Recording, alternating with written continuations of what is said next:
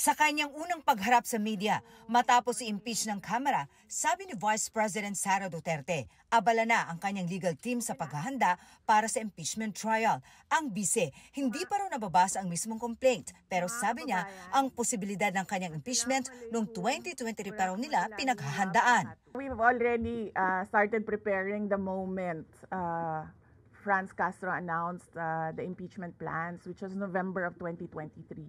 So November of 2023, there were already lawyers doing their work for the impeachment. So we leave it to the lawyers. Matatanda ang 215 congressmen ang pumirma sa impeachment complaint. 70% ng kasalukuyang bilang ng mga miyembro ng Kamara. Kaya diretso na itong na-transmit sa Senado. Do I feel betrayed? Actually, ma'am, wala akong feelings. Wala akong feelings about it. Kasi, kung napapansin nyo, wala naman kasi talaga akong barkada na politiko. I don't join their circles. But we are friends. Kaya siguro, ganyan din siguro kadali sa kanila ang magdesisyon about the impeachment. Kasi wala naman talagang something that is worthwhile sa aming pagiging magkaibigan. I'm okay.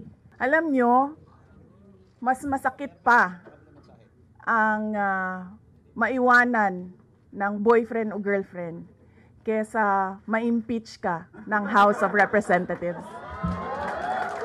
The President said he has nothing to do with the impeachment. Do you believe? I do not want to answer that question. How do you feel po? Sabi ni BBM, hindi niya supportado yung impeachment, pero number one na, unang-unang pumirma yung anak niya. Kasi sabi, ito lang daw basahin ko. Naniniwala po ba kayo na may gumalaw po for the impeachment? May gumalaw po na parang money involved? I do not want to answer that question. Kung hinahanda pa ng kanyang mga abogado ang kanyang depensa, malinaw ang sagot ng bise ng tanungin ukol sa Article 1 ng Article of Impeachment, kaugnay sa kanyang umanibanta sa buhay ng Pangulo, First Lady at House Speaker. I did not make an assassination threat to the President. Sila lang nagsasabi niyan. Sila lang nagsasabi may assassination, sila nagsasabi may assassin, may gunman. Next po, GDB. Not say that. Hindi mo na tinukoy ng bise kung sino ang kanyang magiging defense team. Pero ang kanyang amang si Pangulong Rodrigo Duterte na nauna nang nagsabing mag-aabogado para sa kanya, posibleng hindi raw kayanin ang maging lead counsel. Maybe if he wants to, he can be part of the defense team. But because of his age and because of rigorous preparations in an impeachment case, baka sabihin ko sa kanya na wag na lang siyang mag-lead dahil medyo may edad na si former President Rodrigo Duterte. He's already 80 years old this year. Hindi pa raw sila nakakapag-usap ng kanyang ama, pero nagpahatid na raw siya ng mensahe rito. I think I said everything will be all right. Yun ata ang sinabi ko. His reply was a song. MacArthur's Park.